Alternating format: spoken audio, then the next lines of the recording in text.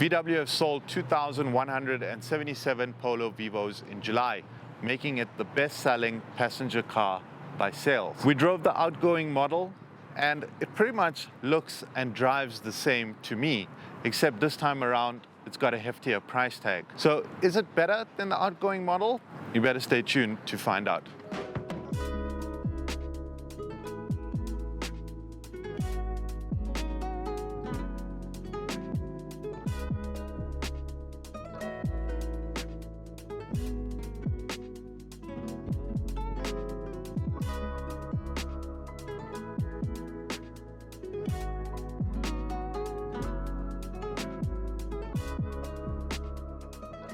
This time around, we're driving the range-topping Polo Vivo GT. Drives and looks the same to me, except this time around it comes with a heftier price tag. The Polo Vivo is still quite the looker and finished in this wild cherry red metallic paint and a lowered suspension. It does give the vehicle a lot more sporty look. So at the front of the vehicle, you get your headlamps with daytime running lights. At the bottom you've got your fogs, and you get this nice chrome strip along the front grille, as well as your GT badging. So on the side you've got these nice silver mirrors. So you've also got your GT decals on the side, and you've got these 17-inch Marabu wheels, as well as you can notice that lowered suspension here from the side, adding to the overall stance of this vehicle and that overall sportiness as well. So the Polo Vivo GT is the ultimate daily drive for me, and it's mainly because of this 1-liter TSI engine. It develops 81 kilowatts and 200 Newton meters of torque, and it's mated to a very smooth 6-speed manual gearbox. This is the only 6-speed manual gearbox available within the Polo or Polo Vivo range, and it's got a top speed of 196 kilometers per hour, and it'll go from 0 to 100 in just 9.7 seconds. This vehicle, VW claims, will do 4.8 liters per 100 Ks, and I've been able to do about 6.8 liters per 100 Ks, which is still very impressive and one of the highlights of this Polo Vivo GT. The engine is very punchy and just a pleasure to drive on the highway or in the city streets. So moving around to the rear of the vehicle, you've got a nice beasting antenna, and you get this nice rear black boot spoiler with an embedded brake light in it. And you've got your GT badging.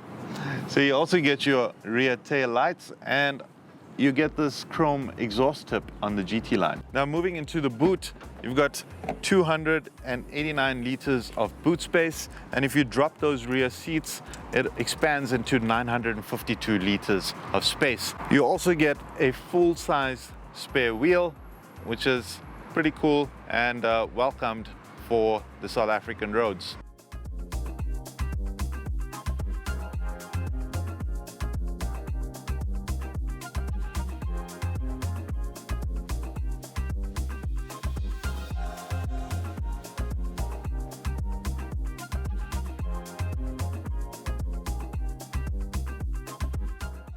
In the rear, it's pretty comfortable.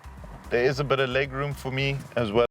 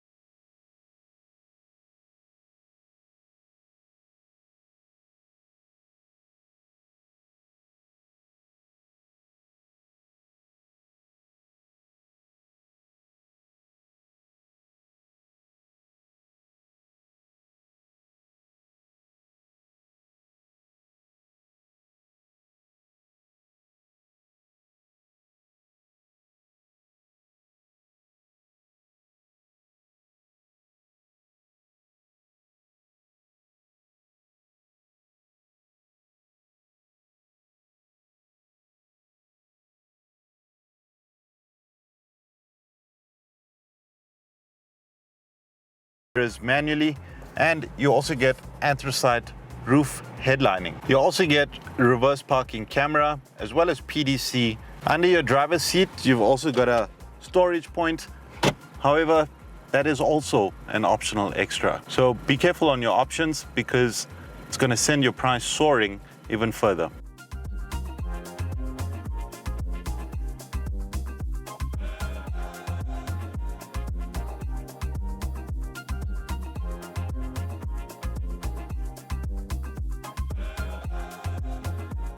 So going for a drive in the Polo Vivo GT, it's nothing spectacular, but honestly that 1-liter TSI engine is really the highlight of this vehicle. It's very efficient, it's got a bit of power, and it's very easy to drive this Polo Vivo GT. It's very economical, it's got more than sufficient power, and while there is a bit of turbo lag low down, once you get going, it's just very adequate on the road. It is quite comfortable as well. Ride is not really hard or anything of that sort. Even with the load suspension and those 17-inch rims, it's really nothing you're going to be complaining about. And I think that's really been the selling point for the Polo Vivo GT. Obviously, this motor not being available on any of the other Polo Vivo derivatives, it is the cream of the crop, to be quite honest with you, and very, very nice on the road.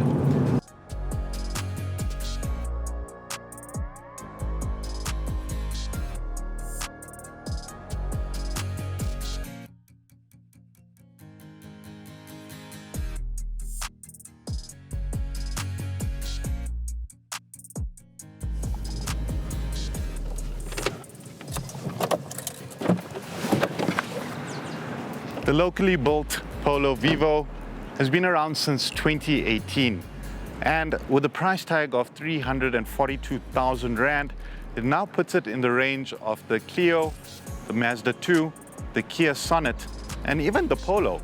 So would you be spending that money on a Polo? I don't know, and to be quite honest, I think with the additional price tag, it's going to be a difficult pill to swallow, and I would rather be sticking to the trend line and the comfort line in the Polo Vivo range. However, this vehicle is about 70% locally sourced, showing VW's commitment to South Africa and creating employment within our country. And for that reason, and that reason alone, I think the Polo Vivo will continue to be a top seller, and the GT model, it will be a South African favorite. So if you do bite the bullet and lay out that 342,000 Rand for this GT, rest assured you will be completely satisfied. However, I highly suggest that you look at some of the competitors I just mentioned to making sure you're getting the best value for your money and offering you the best advice that we can.